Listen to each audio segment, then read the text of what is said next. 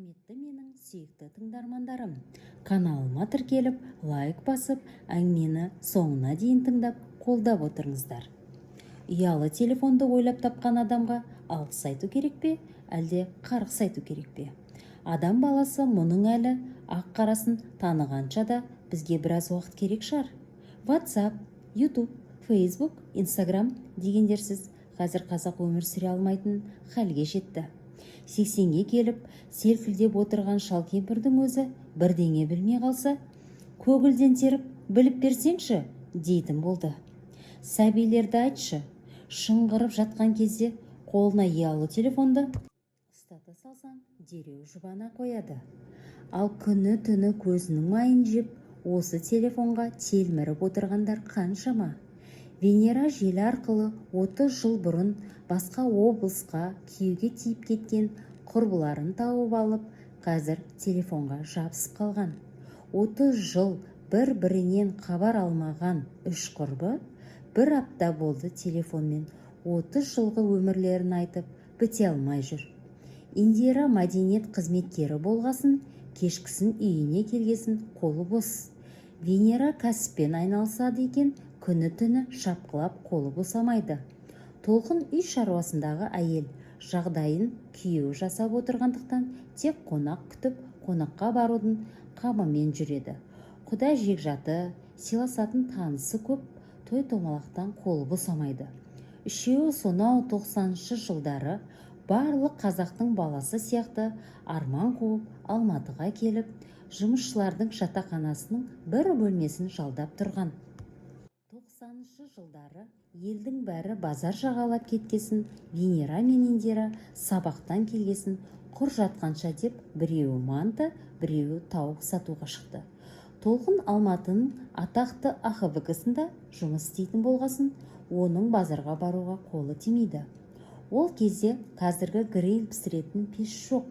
Тауыққа Қытайдың аджигасын шықылдатып, жағып, газдың астыңғы пешіне пісіріп алса, екіншісі бір келі фарш сатып алып келіп, оған 3 келі пияз қосып, бір касқан манты жасап алады да, екеуі кешкісін қол ұстасып вокзалға барады. Сол кезде халықты вокзал мен базар асырадау. Вокзалда, жайма базарда арақ шарап, темекі сататын әйелдер бұл екеуіне ат қойып алған. Біреуін пияз манты десе, екіншісі қара курица дейді. Оларға бұлар да оларың не демейді. Өйткені келген адам тамақ сұраса, әй манты немесе курица, келіңдер, тамақ аламын дейді, деп көбінесе сол сатушы апайлар шақырып сатуға көмектеседі. Конкурент өте көп, кім кастрөлін көтеріп бірінші жетеді, клиентке сол сатады. Бұлар студент болғасын, ел сияқты күні-түні жүрмейді. Кешкісін барып 5-6 сағат жареный кури берем десе, екіншісі сочный манты берем деп айқайлап, түнгі 11-12-лерде қайтып кетеді. Түнгі 1-ге дейін 5 тауығы мен бір қасқа мантысын сатып қайтса, екеуінен бақытты адам жоқ. Венера сол кезде пысық болатын. 5 тауығын сатып алады да, бұның мантысына кіріседі. 5-6 сағат тоқтаусыз ары-бері жүре берген оңай ма? Бөлмелеріне сілесі қатып келеді де құлайды. Талай рет екеуін Толқын оятып, әй, екі саудагер, Құдай үшін манты, курица береміңді ең болмағанда түнде айтпаңдаршы, деп жалынатын. Индира түнімен манты берем, деп айқайлап шықса, Венера жатып алып, жареный курица берем, курица деп айқайлайды екен.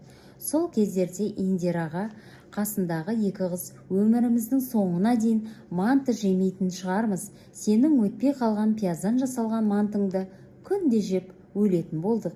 Одан қалса түнімен манты берем деп айқайлайсың, сенің мантыңнан құтылмайтын болдық деп күлдіртетін. Бұрынғыда үлкен кісілер қайран жастық шақ десе түсінбейтін екен. Міне сонау аш-жалаңаш рекеттердің дүрілдеген, жемқорлық шегіне жеткен, жұмыссыздықтан ел тентіреп, базар, вокзал жағалап кеткен, заманға тап келген жастық шағын үшеуі телефонмен жырлап жүргендеріне бір апта болды. Қазір үшеуі сол кезде базар жағалап кеткеннің барлығы дерлік қазақтар. неге бұлар орысша айқайладық екен деп таң қалады. Алатын да сататын да қазақ, бірақ тілдері келмесін орысша саудаласады. Бір ай емес, бірнеше жыл бірге тұрған қыздар ақыры телефонмен айтқан әңгіме бөлек. Бетпе-бет баяғыдай бірге жатып, әңгімелесейік, шерімізді тарқатайық деп санаторийге бірге баруға келісіп жолдама алады. Бұлар жатақхананың бөлмесінен кеткен кезде 21-22 жастағы үлбіреп тұрған қыздар еді. Санаторийге келген үшеуі 50-ден асқан, балдары үйлі баранды, немере жиендері бар, өмірдің талай қарым жырымынан өткен бәйбішелер болып кездесті. Бір-біріне қарайды да күледі. Таң қалатыны үшеуі де жастық шақтарында неден қашса соған барыпты. Сарыағаш санаторийінің бір бөлмесіне орналасқан үш құрбы басында бір-біріне тосырқағандай бір-бірінің бетіне қарап отырып қалды. 30 жыл деген бір адамның өмірі. Басында үшеу тура бір-бірін көрсе жастық шақтарына қайта өтіп кететіндей алып ұшқан. Қараса өмір салттары да, өздері де мүлдем бөлек адам болып қалыптасыпты. Өмір кез келген адамды өзгертеді екен. Негізгі күнделікті болмаса да хабарласып тұрмасаң, туған бауырдың өзі жат болып кететіні шындық. Көзден кетсе көңілден кетеді деген осы-ау, деді үшеуі амандық саулықтан кейін айтар әңгіме таппай. Ем домдарын алғасын, қашанға жатады, үшеуі жайлап сыртқа шықты. Толғын жас кезінде сұлу болғасын, жігіттер артынан қалмайтын. Сондықтан еркек адамның ілтипатына үйреніп қалғандықтан жан жағына қарап, өздері сияқты 2-3-тен бөлініп алып, кешкі салқынмен серуендеп жүрген орта жастағы ер азаматтарды көріп, көз жанары қыздар, жігіттер көп екен, танысып, кешкісін Ташкенттің мейрамханаларының бірінен тамақтанайық та, деді. Тоқау, бұрынғы майысып тұрған қыз емеспіз, бізге ол шалдар қарай ма? Жас келіншектер толып жүргенде, деді. Индира жан жағына қарап. Венера күліп, Индираны жас кездерінде Гандидің құрметінен қойылғанын естіп, алғасын Ганди дейтін әдетіне басып, Ганди, неге еркектер үшін жауап беріп жатырсың? Әркімнің талғамы бар. Мысалы, сені құшақтаған еркектің құшағы толады. Үйінде бір селедкадан қашып келген еркек бар шығар арасында, деді толып кеткендіктен ары-бері теңселіп келе жатқан Индираны құшақтап. Үшеуі селедка деген сөзі естігенде күлкіден құлап қала жаздады. Өздерінің тілімен айтқанда, сонау ақыр заман кезінде қастарындағы бөлмеде бір арыс қой, бәліхор Динара деген кәрі тұратын. Хит етсе комендантқа, одан қалса әкімшілікке арыз жазып, елдің бәрін зар жылататын, елдің бәрі одан бәледен машайық қашыпты дегендей алсырақ жүруге тырысатын. Бір күні жатақханаға өзі қатарлы бір жігіт орналасады. Ең бастысы, қолында неке сақинасы жоқ. Содан Динара кешкісін дастархан жасап, ана жігітке күнде болмасын күн ара шай беріп жүреді. Бір ай өтеді, ана жігіт шайын ішіп, тойып алады да рахметін айтып кетіп қалады. 2 ай өтеді, әлі ұсыныс жоқ. Содан бәрін арыз жазып қорқытатын әдетіне басып, үйлен немесе жұмысыңа барып арызданамын дейді ғой. Сонда жігіт, шырағым, берген шайыңа рахмет. Өзің шақырғасын келіп жүрмін. Әйтпесе адам қызығатындай қызсың ба? Сендей селедка үйде де бар. Онымен ажырасып, сен алам ба? Деп кетіп қалыпты. Оны өзі елге айтып, мені селедка деді деп комендантқа арыз жазып, ақыры ана жігітті жатақханадан бездіріп жіберді. Венчук, Алматыдасың ғой? Сол Динара қайда екен? Біз кеткенде сол жерде қалып еді ғой, деді Индира күлкіден селкілдеп. Венера, құрсын айтпаңдар. Мына үшеуі тағы бірігіп алып, совет жастарына жараспайтын сауда жасап жүр деп арыз жазар. Осыдан 10-15 жыл бұрын Осыдан 10-15 жыл бұрын көтерме базардан дүкенге заттар алып, алба-жұлбам шығып келе жатсам, тәтең орыстың кемпірлері сияқты қолында жарты бөлке наны мен бір кішкентай балығы бар алдымнан шықты. Қанша жыл өтсе де танып қойды. Бұрылып кетер жол жоқ, бетпе-бет келгесін амандассам, мен сенің өстіп базарная баба болатыныңды білгенмін деп кетіп қалды ғой. Не күлерімді, не жыларымды білмедім. Содан кейін кездестірген жоқпын. Қазір базарға бармайтын болдық қой. Бұрынғыдай тентіреп затты өзің жинамайсың. Бәрін фирмалар өздері әкеп толтырып қояды, деді күліп. Әй, талай қанымызды ішіп еді. Үлкендерді партиямен, бізді ректормен қорқытушы еді. Қазір не істеп жүр екен? Сондай адамдар негізі көп екен. Бір ауылда бір арыз қой міндетті түрде болады екен, деді Индира ойына бірдеңе түскендей қабағын шытып. Үшеуі кешкі астарын ішіп алғасын, бөлмелеріне келіп, телефон арқылы отбасыларының амандықтарын біліп, керіліп созылып төсектеріне жата кетті. Венера ары-бері аунап, ыңғайланып жатып алады да, қыздар, сендерді қайдан осы 30 жылда менің басымнан не өтпеді десеңдерші. Жареный куридан басталған сауда әлі сол жанталас. Байып елдің алдына шығып кетпесем де, әйтеуір қалада тұрақтап қалдым. Телефонмен де айттым ғой, 3 балам бар деп. Бірақ күйеу дегенің бабын таппадым ба, әлде менің бабым табылмады ма, әйтеуір тұрақтамады. Сендер бір күйеумен ағарғандарыңды естіп, телефонмен айта алмадым. 3 баламды 3 байдан тудым. Түсінгенімше, бірінші байдан бағың ашылмаса, екінші, үшіншіге тиюдің қажеті жоқ екен. Бірақ пенде болғасын, бақыттан дәмеленіп, бір мықты еркектің иығына басыңды қойып, барлық проблемаңды соның мойнына артып, өзің кинода көрсететін ақ қалатты киіп алып, қолыңа кофе ұстап, жаным деп майысып үйде отырғым келеді екен. Бірақ қайдан, мен тиген еркектер керісінше бастарын менің иығыма қойып, проблемаға тығып кетеді ғой. Бірінші күйеуіммен 3 жыл тұрдым.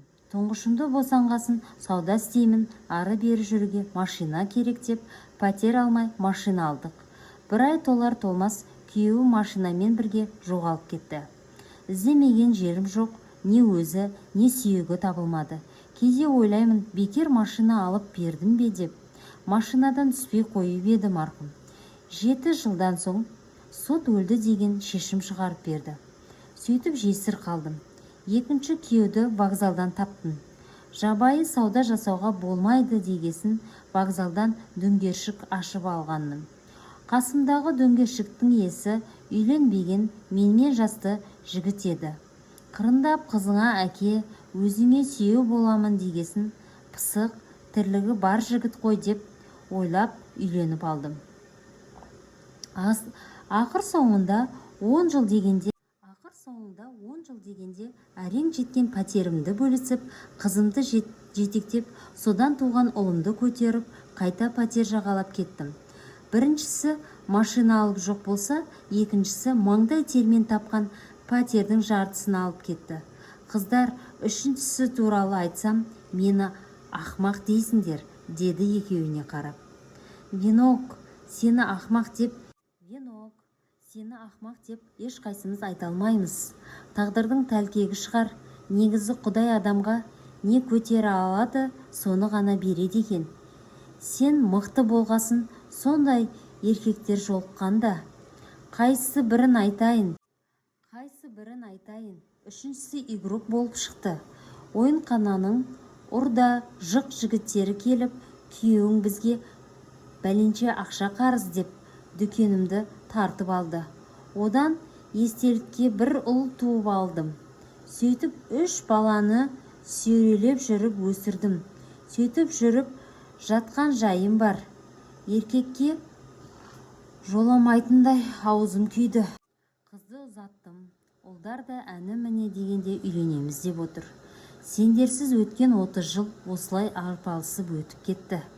Сенсеңдер де, сенбесеңдер де, санаторий дегенге бірінші рет демалып жатырмын, деді де үнсіз қалды. Үшеуі де келісіп алғандай бірдей күрсінді. Венчук өз кәсібі бар. Сен бірінші рет келдім деп отырсаң, маған тіпті шағымдану ұят шығар. Мен де сендерді сағынғандықтан құрбы қыздардан қарыз алып келдім. Жалғыз ұл өз басын әрең асырап жүр. Өздерің білесіңдер. Ерте жесір қалдым да, сол жалғыздың тілеуін тілеп отырып қалдым, деді Индира. 50-ге келіп кемпір сияқты жалғыздың тілеуін тілеп отырмын дегенің не сенікі? Балаң отбасын құрыпты. Құдайдың алдында да, адамның алдында да сенің қарызың жоқ шығар. Біреуді таппайсың ба? Деді.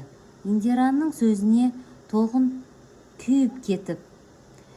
Индира ары-бері аунап көрді де ақыры болмағасын төсегіне отырып алып. Қыздар, өз балаң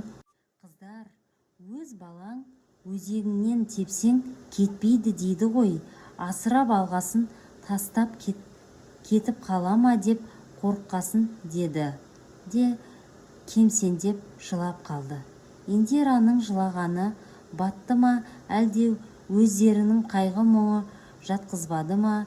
Екеуі де жатқан жерлерінен тұрып отырды да Венера: Ганди, балаң білмей ме асыранды екенін? Индира жоқ дегендей басын шайқап. Өзіме ештеңе айтқан емес, бірақ кейде байқаймын, білетін сияқты. Біз ауылда тұрмыз ғой, ауылда өсек жата ма? Біреу болмаса біреу айтқанда шығар. Күйеуім болса қорықпас едім.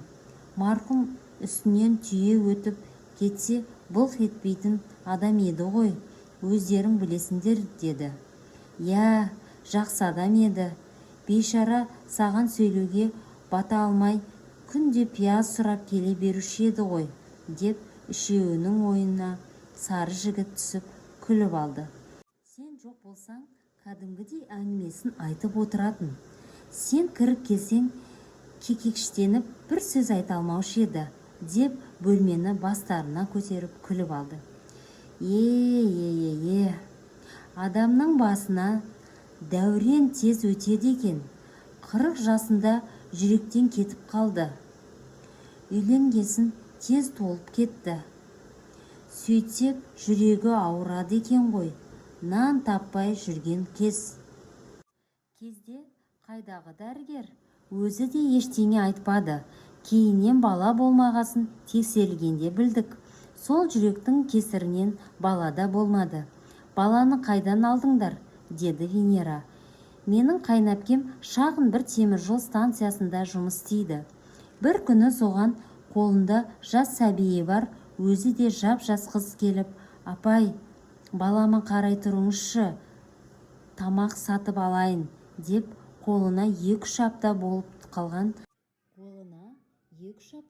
қалған баланы ұстатып, бірдеңкелерді сатып тұрған дүңгешіктерге қарай жүгіріп кетіпті. Ойында ештеңе жоқ. Апайымыз баланы ұстап, қыздың артынан қарап тұрады. Қыз жейтін анау-мынау алып тұрғанын көрген, одан кейін адам абыр-сабыр болып кетеді де қыздан көз жазып қалады. Пойыздың уақыты болып жүре бастайды. Ол кісі шошып кетіп, баланы әр вагондағы жол серікке көрсетіп, жан ұшыра жүгіреді. Болмағасын радиорубрикаға барып, пойызды тоқтатып хабарлайды. Баланың анасы жер жұтқандай жоқ болып кетеді. Пойыз қашанға тұрады, баланы тастап жүріп кетеді. Содан баланы алып апайымыз үйіне келеді. Өткізе салатын шағын станцияда жетім балалардың үйі де жоқ. Полиция азар безер болады. Баланы біз не істейміз деп. Үйге алып келген кезде ғана ойына інісінің баласыз жүргені түседі де түн ішінде басқа ауылда тұратын бізге алып келеді. Құдайдың өзі қолыма әкеп берген баладан айырыламын ба? Асырап алдым. Сол кезде көрдім бала асырап алудың машақатын. Титтей баланы тастайтын адам жоқ болғасын, барлық жерге көтеріп барамын. Әр кабинетке кірген сайын баламды алып қалуға тырысады. Ойбайлап жүріп алып шығамын. Қазір ойласам, төбе шашым тік тұрады. Нұрлан сол кезде-ақ ауырып жүрген. Дәрігерлер ештеңе істей алмаймыз, одан да үйге барып күтінсін деп ауруханадан шығарып жіберген. Балалы болғасын өмір сүргісі келіп, баламнан немере сүйемін деп өз-өзін күтіп, 40 жасқа дейін өмір сүрді ғой.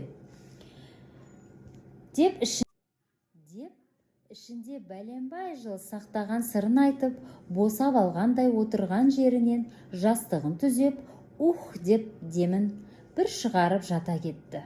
Үшеуі үнсіз қалды. Өз ойларымен отыр. Толқын, әңгімеміз бүгін балалар туралы басталды ғой. Мен де ішімдегі шерімді сендерге айтып тарқатайын. Менің тұңғыш балам егіздің сыңары. Ол кезде жаспыз, әлі онша қолық сұмдықты білмейтін кез ғой. Қазір болса басқаша болар ма еді? Егіз баланы аман есен босандым. Екеуін де өз көзіммен көрдім. Бір бала босанғанда жаның қалмайды, ал егіз туғандар ғана түсінер. Екі баланы ортасына жарты сағат салып босану дегенді Құдай басқа бермесін. Есің ауысып қалады. Түннің бір уағында босанған мені бір жаққа, егіздерді бір жаққа алып кетті. Ертеңгісін есімді жинағанда дәрігерлер ата-енем күйеуімді шақыртып, бір баланың шетінеп кеткенін айтып, нәрестенің денесін берді. Кеше ғана сап-сау деген дәрігерлер патология деп шыға келді. Неге екенін білмеймін. Әйтеуір шетінеген менің балам емес деген күдік пайда болды менде сол кезде. Біреуге менің баламды ауыстырып беріп жіберді деген күдік жанымды жегідей жеп.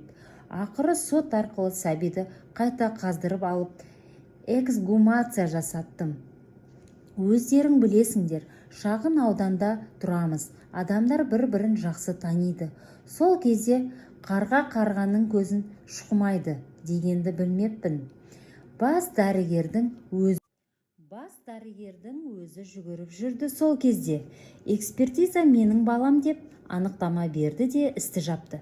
Неге мен басқа облыстан сарапшыларды шақырмадым деген ой қазір жанымды жегі құрттай жейді. Қыздар, ананың жүрегі өз баласын таниды ғой. Көрдегі менің балам емес, менің балам тірі екеніне әлі сендімін деп көз жасын сығып алып, бұның бетіне үн-түнсіз қарап отырған құрбыларына қарап, міне менің жағдайым осындай деді. Үшеуі тағы да бір уақытта күрсінді. Жұбатарға сөз таппады. Адам қатты стресс алған кезде ми соны өшіріп тастайды дейді. Яғни ағза өз-өзін қорғады деген түсінік бар медицинада. Жас болдың, өлім деген нәрсені қабылдай алмадың. Дәрігер сенің балаңды ауыстыру не үшін керек? Деді Венера Толқынға.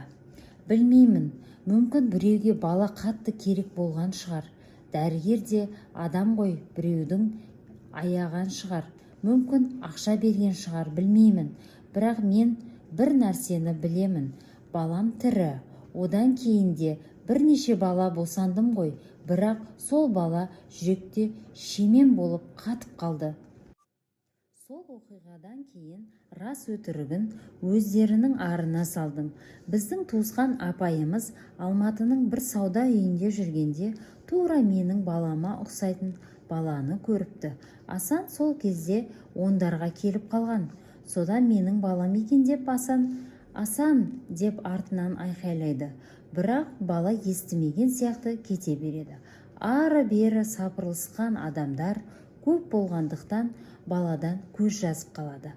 Содан сол апайымыз бізді қалада жүр деп ойлап маған хабарласады. Ол кезде бала шағамызбен үйде болғанбыз, яғни ауылда. Содан апай асан екен деп қалдым. Аумайды деп енді тыныштала бастаған жүрегімді қайта ауыртты. Солай бетім жылтыр, ішім жанып жатыр қыздар. Ең жаманы, қасыңдағы адамдарға ішкі сырыңды айта берсең, сені жынды деп ойлайды. Сондықтан ешкімге айтпайтында болдым. Сендермен демалуға барамын деген кезде біздің үйдің отағасы менен бұрын сол қатты қуанды. Сендерді сырттарыңнан жақсы біледі ғой. Курица мен мантыны тауып алдым дегенде санаторийден кейін үйге ертіп кел деп жіберді. Отбасылық өмірінің басы осылай шым-шытырықпен басталған. Қазіргі Құдайға шүкір 5 балам бар, немере жиендер бар, бірақ жүректегі жара ақыры жазылмады. Естімеген елде көп деген осы-ау. Кинода ғана болады ма десек, мұндай оқиға, деп Индира орнынан тұрып, дауысы қарлығып қалған Толқынға стакан су құйып берді. Толқын судан 1-2 ұрттады да, қыздар, рахмет, деді. Не үшін? Деді екеуі бірдей. Айналамдағы адамдар нені жынды деп есептеді. Сол кезде өйткені қолымда сарапшылардың анықтамасы бар. Бірақ қоймайды ғой, соған қарағанда кішкене ауытқуы бар, дейді сыртымнан. Басында бәріне дәлелдегім келіп, ашуланып шыға келетінмін. Кейіннен жынды Толқын атанғасын, мені ішкі жан дүнием кімге керек? Менің балам бар ма, жоқ па, ешкімнің оған басы қатпауы керек екенін түсінгенсін, ешкімге ештеңе айтпайтын болдым. Содан елдер мені жынды демейтін болды, деп күліп. Қазір тіпті ұмытып кетті. Қой оның бәрін. Ойбай қыздар, қараңдар, таң атып кетіпті. Қалған әңгімені ертең жалғастырамыз, құрсын, жатайық, дегесін үшеуі жайлап ұйқыға жатты. Толқын 10 минуттай жатып. Венок, Ганди, таң атып қалды. Осындай кезде екеуің саудаға шығып кетуші едіңдер ғой. Манты берем, кури жареный берем, деп талай жұрт ұйқыда жатқан кезде шошып ояндым ғой. Сендердің дауыстарыңнан. Ең бастысы, біреуің бастасаң болды, 1 минут өтпей екіншің қосыласыңдар, деді сылқылдап. Үшеуі елдің бәрі ұйықтап жатқандарымен шаруасы жоқ санаторийді бастарына көтеріп әбден күлді. Әйел деген осындай болады екен ғой қыздар. Жылап тұрып күле алады, күліп тұрып жылай алады, деді Индира құрбыларына қарап. Сүйікті менің тыңдармандарым, мені тыңдап, қолдап отқандарыңызға үлкен рахмет. Әңгіме ұнаса, арнаға жазылып, лайк басып отырыңыздар. Алдағы уақытта тағы да қызықты әңгімелер салатын болам.